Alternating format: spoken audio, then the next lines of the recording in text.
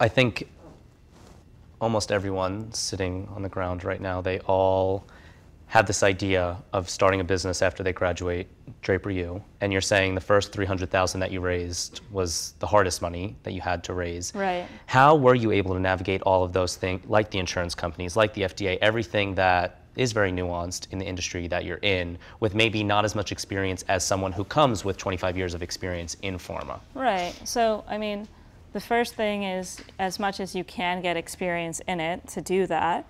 But then to work with people who are very experienced and have the necessary skills, you know, and then hiring them on and trusting them. You know, I think a lot of entrepreneurs, because we care so much about what we're doing, it's hard to bring on someone who's an expert and then sort of just give them ownership over what they're doing. So I definitely believe in doing that, you know. So I hired a VP of R&D who has over 25 years of experience, and we work very closely together. But for example, I won't interfere in who he wants to hire, right. You know, something like that. Yeah, the fundraising part, and that being the first 300,000 was definitely the most difficult. How many people here think that they will or think about hire experts for their startup? Anybody? Okay, quite a number. Aside from the fact that you need to let these people kind of run their show, once you bring them on, you're basically saying you have to have that trust bond. But how did you convince someone with that amount of experience to come on to your startup with you saying, yeah, I have, you know, a few $100,000 in the bank and I have a few years of experience. Please join my startup that could crash and burn, statistically speaking, in the next 3 months. Yeah. You know, people who are that good with that level of experience and that sort of thing, their salaries will be about, you know, $250,000, like around that. So I actually didn't hire him or anyone at that level on full time until the next round of funding. Instead, what I did is I had him join the company as a consultant. Okay. And that way he was available to come with me to pitch meetings. And it was understood that once the money was in the bank, that this person would join full time. So a lot of entrepreneurs play it that way. And it just gives the investors reassurance that, you know, all the necessary pieces of the puzzle are there, you know. And my husband's an entrepreneur in tech, so he just closed his seed round of funding from Andreessen Horowitz for $3.5 million. And just the requirements in tech are a little bit different, right? You don't necessarily need someone with like vast amounts of experience to give, because there isn't the FDA and all this like other regulation. So I do know that some people in the room are actually thinking about going and trying to poach. Okay. To poach, you know, higher level execs, because maybe they have this kind of idea that they might not have all of the expertise, and they're thinking about different structures for this. So aside from a consultant, do you think that they should go any other routes, or a consultant is a pretty straightforward and, you know, I love standard? the advisor thing. You know, you should kind of get them in whatever. So I wouldn't think of it so much as they're joining the company as they're joining you, right? Like whoever has that much potential and promise in their career has a lot of different options, right? So what are they taking a bet on, right? They're taking a bet that you can execute on whatever you're saying, right? And of course, if they don't believe in the company at all or the idea at all, that's going to be an uphill battle. But I think really focusing on making them like you and believe in you is incredibly important. Because, you know, any investor or high-level person, that's what they're like looking for at the end of the day is, you know, and the guy that I hired, honestly, like the guy that I ended up hiring as my VP of R&D, he was my boss at the previous company. Wow. So he was that startup's VP of R&D, and 5 out of the last 7 companies he's worked for have successfully exited. So he knew me in the capacity of a subordinate.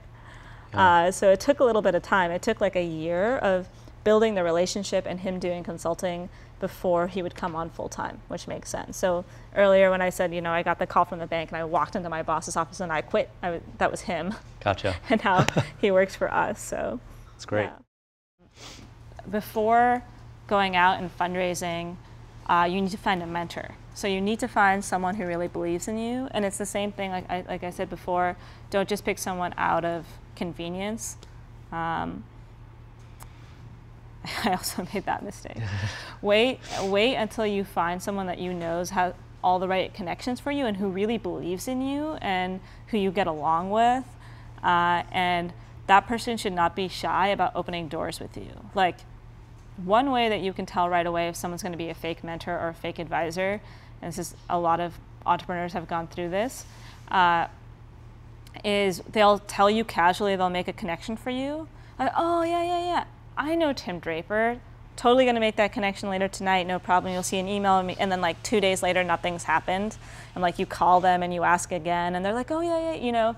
So it's before even having a formal agreement with someone, sometimes it's kind of nice to see if they're really willing to pull up your sleeves for you. And then in terms of like, how do you find this mentor?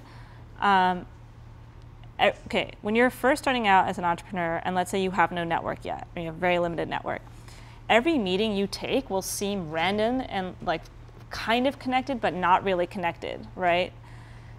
But you never know where that meeting's going to lead.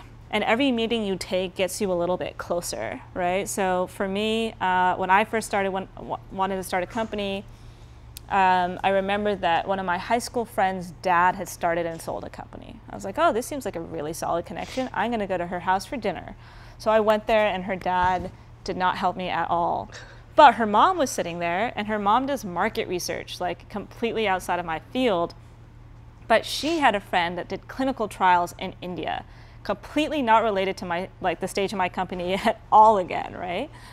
So, but I met that woman, she was really interested. And each time you meet someone, you should take the meeting so seriously. There's a little bit of this like Silicon Valley thing where it's like, unless you can see the immediate, like the immediate return on your time, people don't want to take that conversation seriously, or they want to rush through it. But if you do take the time and take people seriously, even though you can't see a clear connection, things often fall into place, right? So then I took that meeting with that person who introduced me to somebody else, which was kind of not related, who met me to my current mentor, who introduced me to every single person who's put money into my company, including Tim Draper. So you just kind of have to like hang in there and be patient. And every person you meet should like you, you know? You should be a good person and a nice person and courteous and grateful to every person you meet. And you should also stalk them before you meet them. And I mean that in the less creepy way than it just sounded, but you should definitely Google them and understand everything you can about them before meeting them, because people find that very flattering, and it also makes your conversation more educated, you know? So just, you're in the valley, right? So eventually you're going to meet the right person. You just have to kind of put yourself out there and take meetings and meetings.